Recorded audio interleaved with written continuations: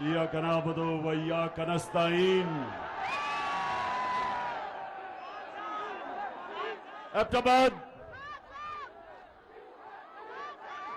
एबटाबाद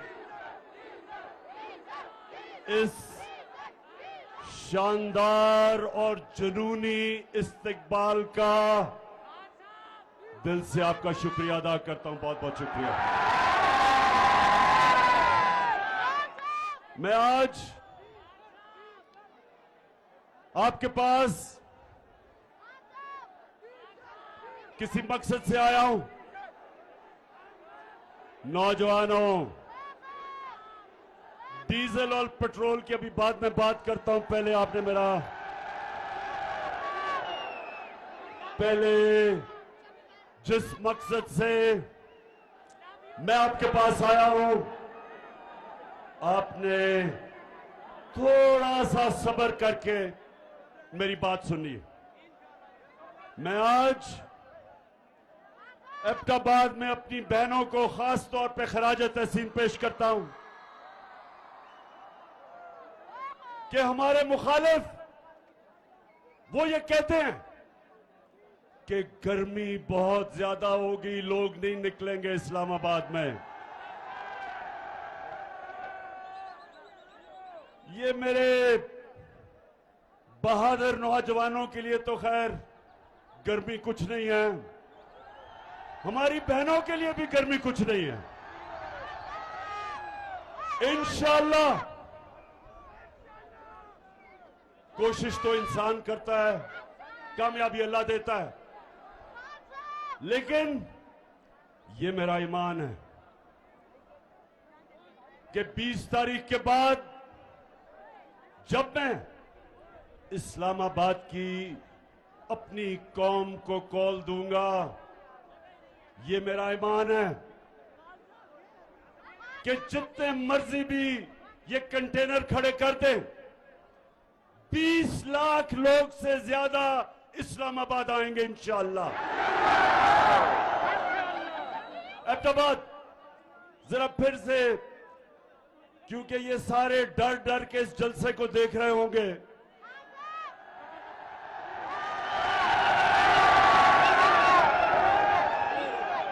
एक तो ये रहा कि आपकी तादाद कितनी ज्यादा और जिस तरह गर्मी में जुड़ के आप सब खड़े हैं,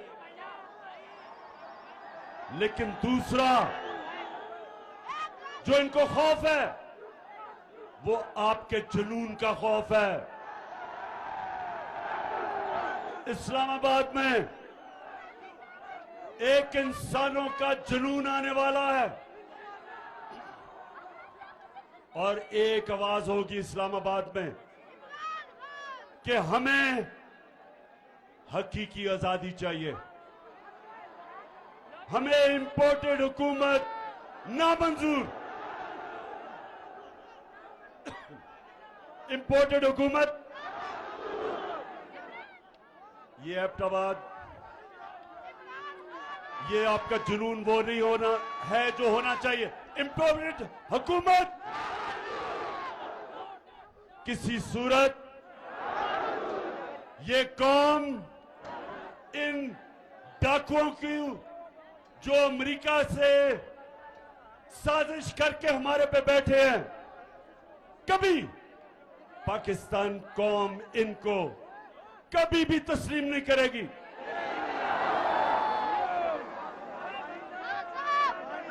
एबटाबाद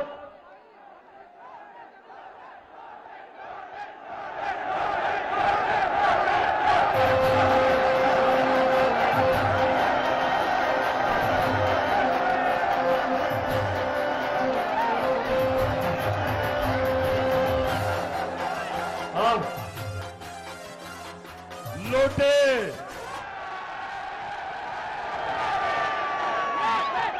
जहां तक मेरी गिनती है, पख्तूनख्वा में से तो सिर्फ एक लोटा निकला है,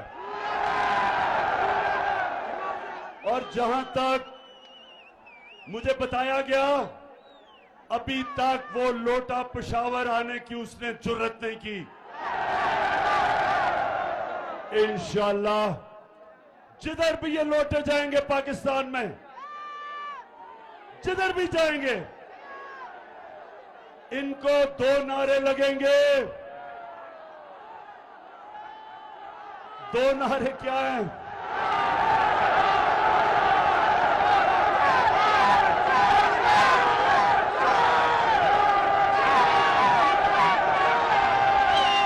एक लोगों को नारा लगेगा जमीर फरोश चोर और दूसरा नारा लगेगा गद्दार। जिधर भी ये जाएंगे इनको पता नहीं कि ये 2022 का पाकिस्तान, इसमें हमारे नौजवानों में शऊर है, कौम बेदार है। बड़े तो छोड़ो, स्कूल के बच्चों को भी पता है कि लोटा क्या होता है। इन्होंने एक अमरीकी साजिश का हिस्सा बनके, अमरीकी साजिश का हिस्सा बनके एक 22 करोड़ पाकिस्तानियों की मुंतखब हुकूमत को साजिश के तहत हटाया और इनके साथ शामिल थे यहां के मीर जाफर और मीर सादिक। नौजवानों, ये कौन थे मीर जाफर और मीर सादिक? जिनको नहीं पता मैं फिर से बता दूं, मीर जाफर जो मुसलमानों का, मुगलों का गवर्नर सिराजुद्दौला था, उसका सिपहसालार था, कमांडर इन चीफ था। उसने अंग्रेजों के साथ मिलके गद्दारी की सिराजुद्दौला से, मुसलमानों से। अंग्रेज जीते, अंग्रेजों ने बंगाल, जो मुगलों का सबसे अमीर सूबा था, सबसे ज्यादा पैसा बंगाल से आता था, वो सूबे को मीर जाफर की वजह से अंग्रेजों के गुलामी में गया और उसी जो सबसे अमीर सूबा था वहां कहत पड़े। अंग्रेजों ने इतना लूटा कि लाखों लोग भूख से मर गए वहां। और जब अंग्रेज गया 200 साल बाद, तो वो बंगाल हिंदुस्तान का सबसे गरीब सूबा बन गया। और मीर सादिक वो था जिसने टीपू सुल्तान से आखिर में जाके अंग्रेजों के साथ मिलके गद्दारी की और टीपू सुल्तान की शहादत हुई। और मैसूर जो टीपू सुल्तान की सल्तनत थी, अंग्रेजों की गुलामी में चली गई।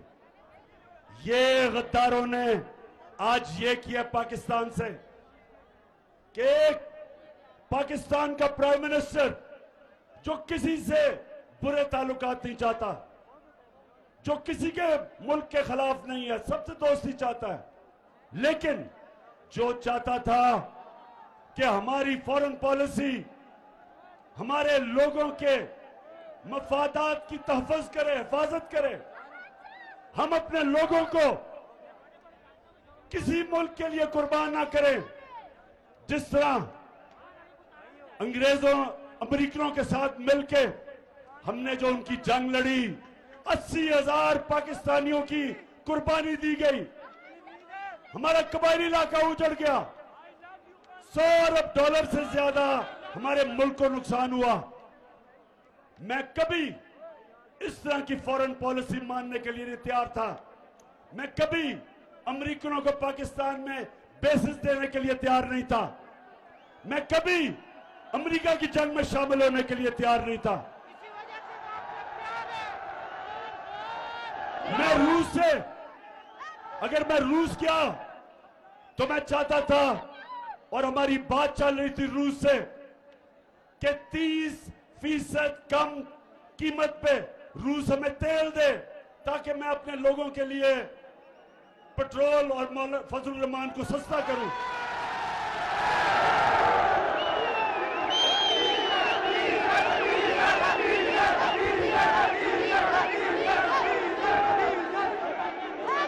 और उसके अलावा 20 लाख टन गंदम जो हमने खरीदनी है, रूस से हमें 30% कम कीमत पे मिल रही थी।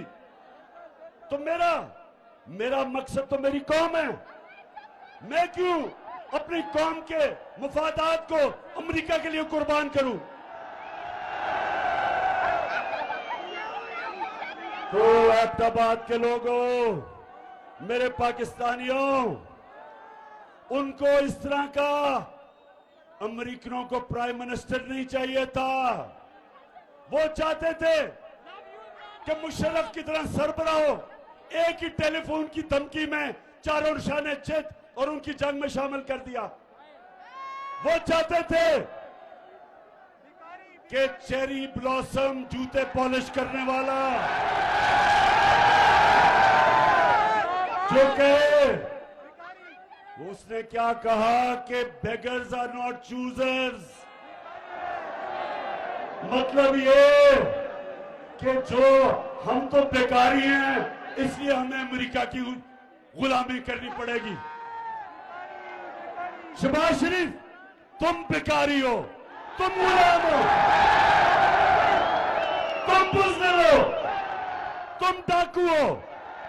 तुम्हारी चोरी का पैसा बाहर पड़ा हुआ है और अपने पैसे को, अपने चोरी के पैसे की और अपने भाई के और अपने खानदान के चोरी के पैसे को बचाने के लिए आपने, अगर आप समझते हैं कि हम आपके खातिर अमेरिका की गुलामी करेंगे, किसी गलतफहमी में न रहो। ये कौम नौजवानों याद कराओ, ये कौम जब बनने लगी थी, तहरीक पाकिस्तान था, तो वो कौन सा नारा था कि पाकिस्तान का मतलब क्या? ये उस नारे पे बनी है cherry blossom boot polish Shehbaz Sharif. ये अल्लाह के सामने दावा कर बैठी है। जब वो कलमा पढ़ती है एक मुसलमान कौम, तो वो अल्लाह के सामने गवाही देती है कि अल्लाह, तेरे सामने हम किसी के सामने नहीं झुकेंगे, क्योंकि वो शिर्क है, वो गुनाह है। हम अपने अल्लाह, हम सिर्फ अल्लाह की इबादत करते हैं और उससे मदद मांगते हैं। हम ना किसी सुपर पावर को मांगते हैं। हमारा जो लीडर दुनिया की तारीख का सबसे अजीम लीडर ना आया है, उससे पहले ना आ सकता है, हमारे नबी सल्लल्लाहु अलैहि वसल्लम। हम तो उनकी उम्मत हैं, हम तो उनकी उम्मत हैं। और उन्होंने ये कहा था कि इस्लाम मुसलमानों को गैरत देता है, ला इलाहा इल्लल्लाह इंसान को गैरत देता है। हम किसी के जूते पॉलिश करने वाले नहीं हैं। और इंशाअल्लाह इस्लामाबाद में 20 के बाद जब मैं कॉल दूंगा, तो सारी कौम इस्लामाबाद पहुंच के एक पैगाम देगी, एक ही पैगाम देगी, एक ही पैगाम देगी कि इंपोर्टेड हुकूमत नामंजूर।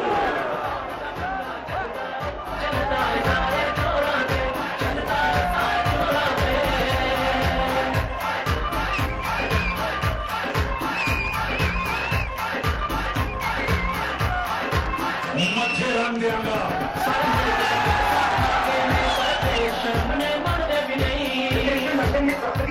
की बातें नहीं, पाकिस्तान में भी कोई। हाँ, कहती मोहतरमा फरमाती है कि लंदन तो छोड़ो, पाकिस्तान में भी कोई प्रॉपर्टी नहीं है। मैंने वैसे जो शरीफ खानदान ने झूठ बोले हैं मैंने कभी किसी को ऐसे झूठ बोलते नहीं देखा। तो अच्छा, अब नौजवानों, बाशऊर नौजवानों, दिलेर नौजवानों और मेरी बहनों, सुनो जरा। मैं आज अपने मीडिया से एक सवाल पूछता हूं। ये जब से इंपोर्टेड हुकूमत आई है, सारी चीजों की कीमतें ऊपर चली गई है। तो मैं अपने मीडिया से पूछता हूं कि कितनी दफा आप माइक लेके दुकानों में और बाजारों में जाके पूछा कि महंगाई है या नहीं है। हमारी बारी तो 4 रुपए टमाटर पड़ते था तो सारे बाजारों में फिरने शुरू हो जाते थे कि जी किधर है नया पाकिस्तान। तो मैं चाहता हूं कि हमारा मीडिया हमारे से जो कर गया, और ठीक है मीडिया को करना चाहिए, मीडिया का काम है तनकीद करना, लेकिन ये जो अब इंपोर्टेड हुकूमत आई है, अब तो मुझे माइक नहीं नजर आ रहा कहीं जाते हुए। अब तो मीडिया के मेरे बड़े बड़े जबरदस्त मीडिया के हमारे लोग हैं, तो मैं जरा आज आपसे दरख्वास्त करता हूं कि खुदा के वास्ते जरा माइक लेके दुकानों में तो जाएं, बाजारों में जाएं, नौजवानों के पास जाएं। घी की कीमत पूछ रहे हैं कि घी कितना है, पूछे तो सही कीमतें किधर गई हैं, बिजली कितनी है, और अभी डीजल और पेट्रोल कितना है, पूछे तो सही लोगों से।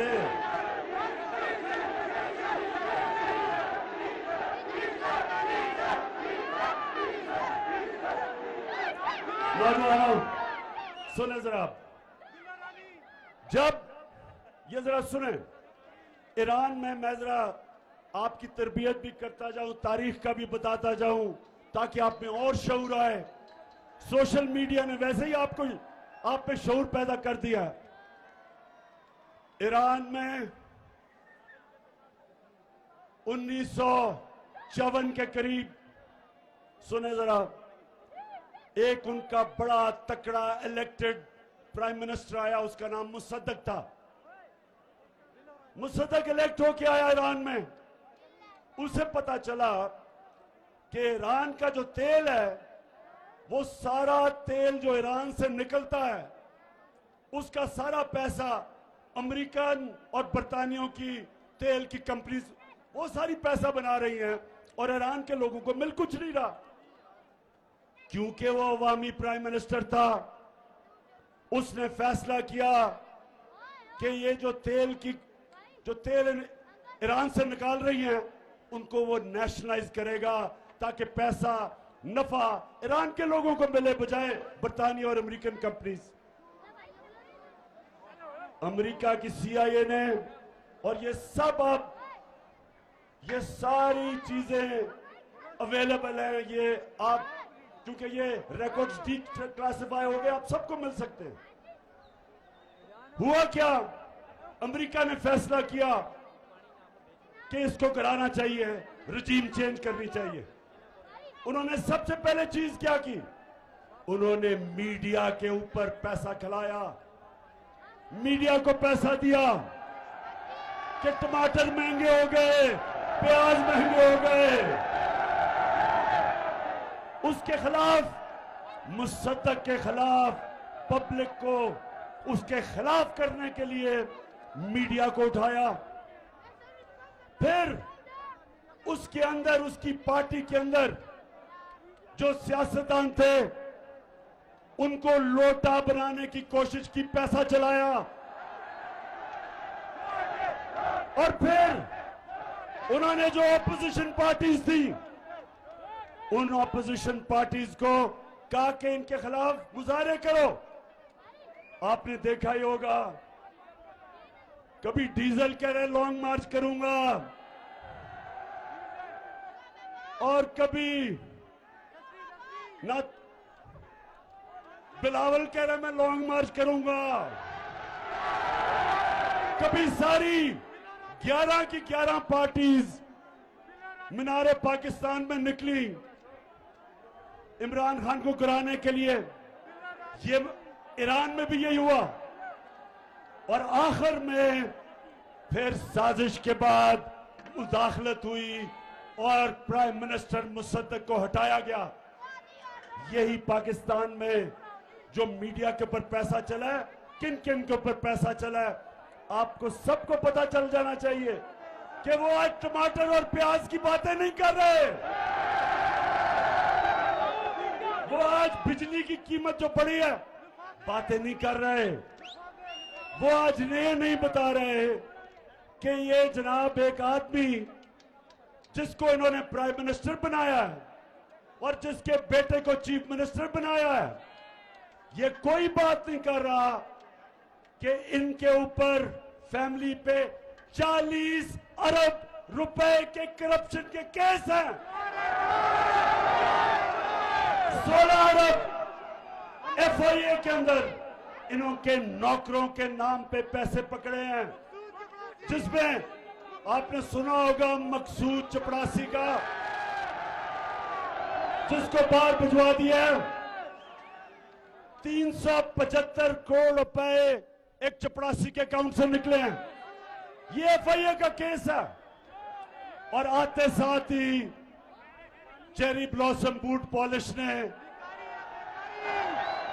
एफआईए का वो सारे लोग जिन्होंने तफ्तीश की थी उनको निकाला इसने, उनसे इंतकाम कि कैसे तुम्हारी जरूरत है कि मेरे खिलाफ तुमने तफ्तीश की। कहीं नौजवानों, दुनिया में कहीं ये नहीं होता। मैं अपनी अदलिया से पूछता हूं कि मैं बड़े अदब से पूछता हूं कि इतवार को तो आपने सो मोटा एक्शन ले लिया, आपने रात के 12 बजे अदालतें खोल ली, लेकिन ये जो आपके सामने हो रहा है किसी जमहूरियत में यह हो सकता है कि एफआईए में 16 अरब रुपए के केसेस, डाका 1600 करोड़ रुपए का ये बाप और शहबाज शरीफ और उसके बेटों पे, और आप इसमें कुछ नहीं कर रहे। मुल्क का 1600 करोड़ रुपया चोरी हो और ऊपर वो बिठा दें, बिल्ले को बिठा दें दूध की हिफाजत करने के लिए। कौन सी जमहूरियत में ये होता है? और मैं आज नौजवानों ये सुन लें, मेरे नबी सल्लल्लाहु अलैहि वसल्लम ने आज से 1500 साल पहले तकरीबन कहा कि कौम तबाह कब होती है? जब छोटे चोरों को आप जेलों में डालते हैं और बड़े डाकुओं को आपका इंसाफ का निजाम नहीं पकड़ सकता, वो कौम तबाह हो जाती है।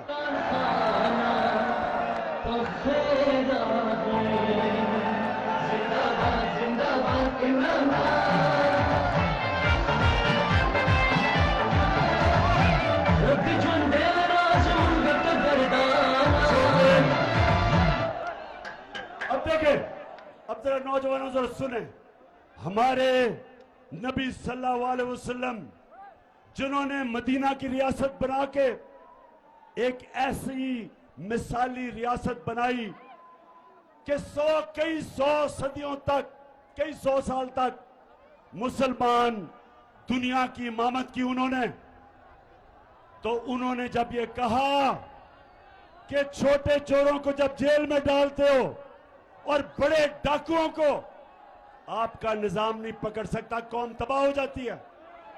छोटे चोर साइकिल चोरी करेगा, भैंस चोरी करेगा, मोटरसाइकिल चोरी करेगा, हाँ मुल्क में तो मुश्किल पड़ेगी, लेकिन कौम नहीं तबाह होगी। कौम तब तबाह होगी जब अरबों रुपया मुल्क से चोरी करके, और जब आप अरबों रुपया चोरी करते हैं, आप बिस्तर के नीचे नहीं रख सकते, आप बैंक में नहीं डाल सकते, आपको मुल्क से बाहर भेजना पड़ता है। और जब अब मुल्क से पैसा बाहर भेजते हैं, डॉलर लेते हैं, जब डॉलर खरीद के मुल्क से पैसा बाहर भेजते हैं, डॉलर की कमी होती है। जब डॉलर कम होता है तो रुपया गिर जाता है, डॉलर ऊपर चला जाता है, रुपया नीचे। जब रुपया गिरता है, और जैसे ये आए हैं रुपया गिरना शुरू हो गया। जब रुपया गिरता है नौजवानों, तो महंगाई होती है, सब चीज महंगी हो जाती है, गुर्बत होती है, मुल्क तबाही की तरफ चला जाता है। आज एक एक दुनिया में मुल्क जो गरीब है, उन सारे मुल्कों पे एक चीज है, उनके पैसे वाले लोग पैसा चोरी करके मुल्क से बाहर लेके जाते हैं और उनका इंसाफ का निजाम उनको नहीं पकड़ सकता।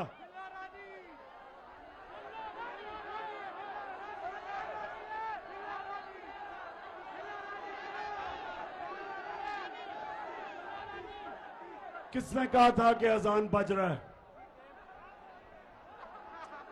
अजान के 2 मिनट सांस ले लो। अभी मैंने आपसे और आखिर में 2-3 बड़ी जरूरी बातें करनी है। मैंने आप सबको तैयार करना है इस्लामाबाद के लिए,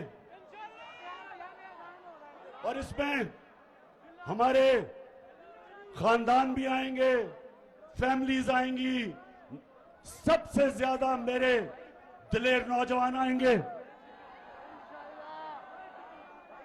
और पख्तूनख्वा, क्योंकि आप इस्लामाबाद के सबसे करीब हैं, तो मुझे सबसे ज्यादा मैं पख्तूनख्वा के लोगों को वहां देखना चाहता हूं।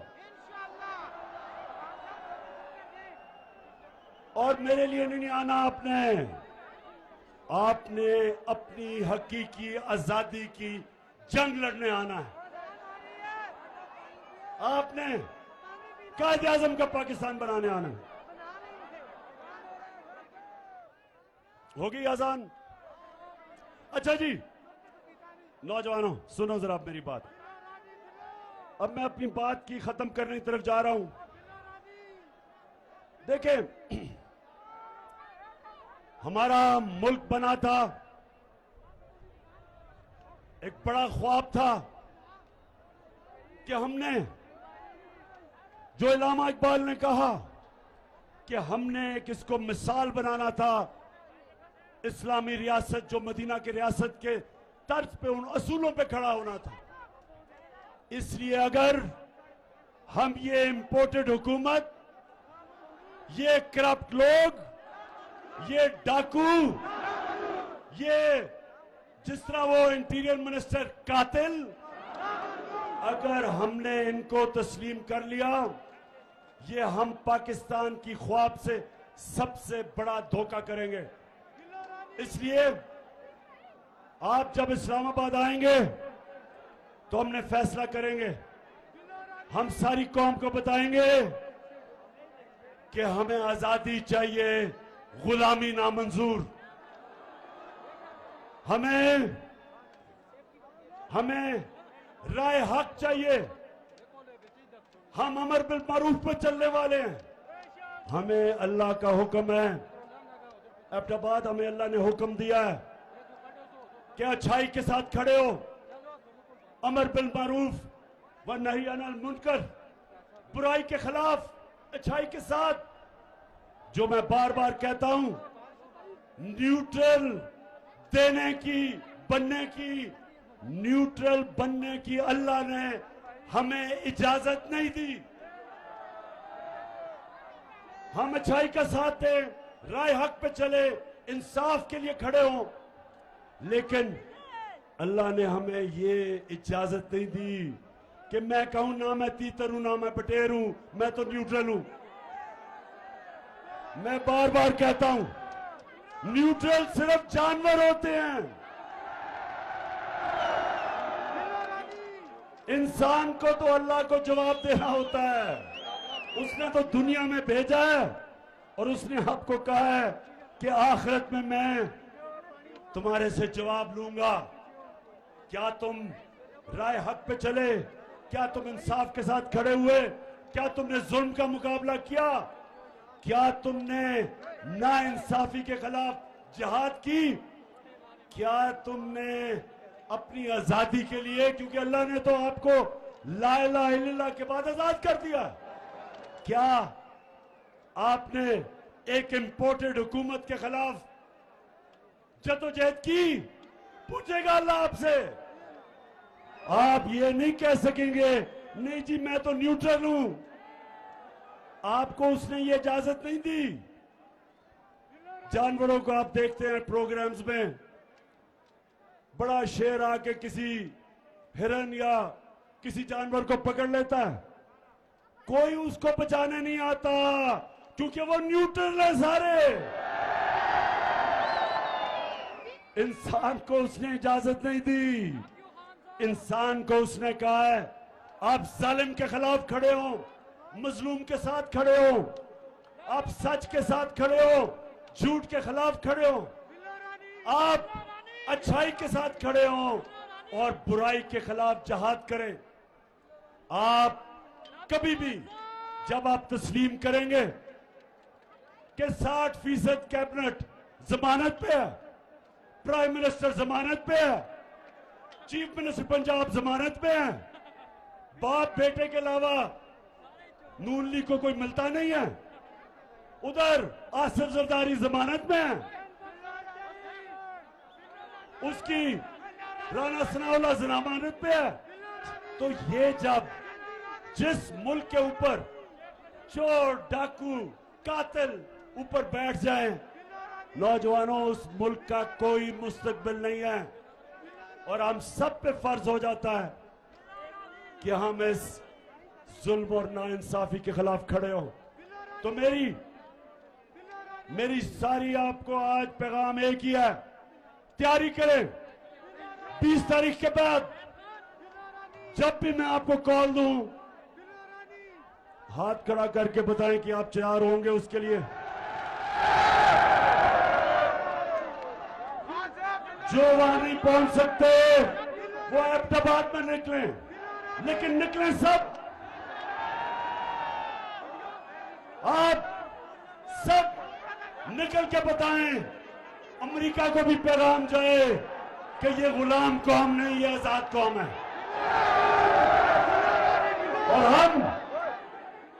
हम चेरी ब्लॉसम को बिल्कुल तस्लीम नहीं करेंगे।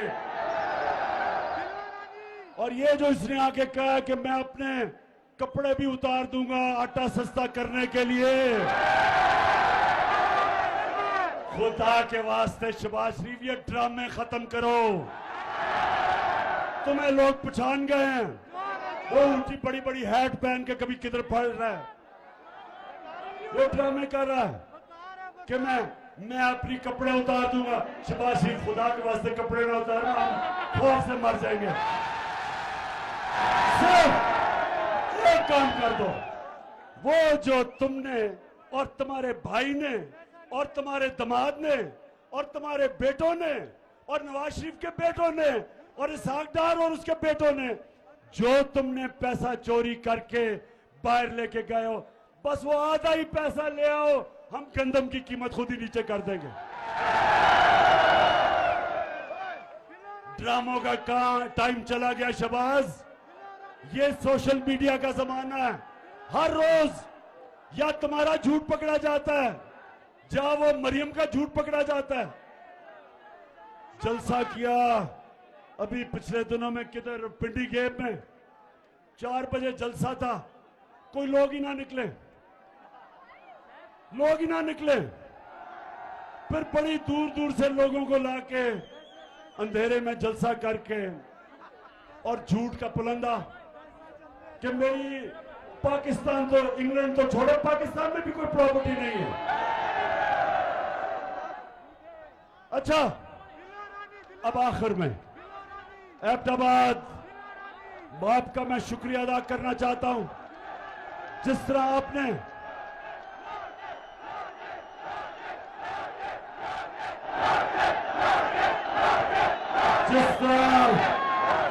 हमें इलेक्शन जताई, शिकस्त दी। कहते थे कि नून लीग का गढ़ है, नून लीग ये आज मेरी बात सुन लो, इलेक्शन से ना भागो। जब भी इलेक्शन होगा तुम समझते हो कि तुम अब सेंट्रल पंजाब में रह गए हो, तुम्हें सेंट्रल पंजाब में भी अब छुपने की जगह नहीं मिलेगी, क्योंकि इस पंजाब के पाकिस्तान के लोग गैरतमंद लोग हैं। हमारे लोग गैरतमंद हैं। हम बूट पॉलिशरों को साथ नहीं चलते, हम अमेरिका के गुलामों के साथ नहीं चलते, हम डाकुओं के साथ नहीं चलते। ये कौम अब तैयार है।